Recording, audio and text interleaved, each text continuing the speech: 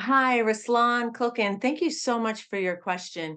You had asked if I had any general recommendations to get better and prosperous relationship between a couple with two kids and experience of a mutual life of more than 20 years.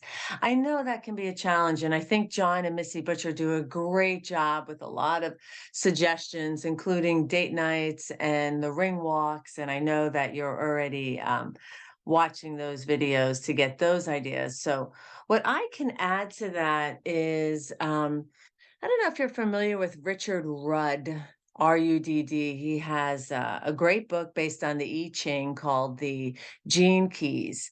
And the 29th gene key is commitment. And what that means is in the shadow expression of that is a half heartedness. And many of us kind of enter into things, including relationships, after a while, into just kind of a half-hearted mannerism. And that is the shadow expression of commitment. And by truly giving 100% commitment to that other person's well-being and the other doing it for you can really catapult your relationship to a whole nother level. The mastery of that particular attribute is devotion. So I would invite you to just really consider that vibration of devotion.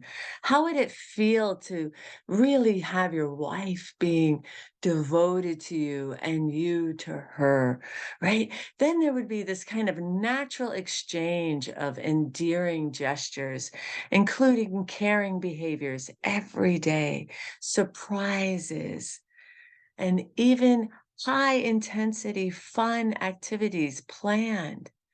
So I would invite you to really breathe in a degree of commitment and devotion to each other.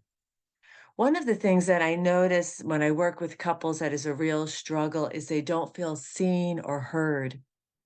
And one of the resources that I use is Harville Hendrix, and he has this couples dialogue. And I'd recommend looking that up.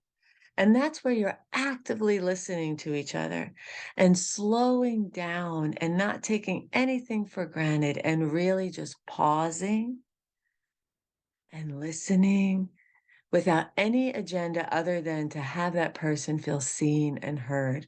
That can go a long way. There's a TED Talk out there about relationships, and it's kind of funny and a bit depressing because it talks about as a couple gets together, their happiness level is so high, but then when they have kids, it drops significantly for 20 years. So you're not alone in this, and yet you are already on the life book path, knowing that you can create the life that you desire and not live by default. So I invite you to really sit with your wife and figure out what are those caring behaviors and the surprises and things that make her feel loved and wanted and cared for in the relationship. I hope this was helpful.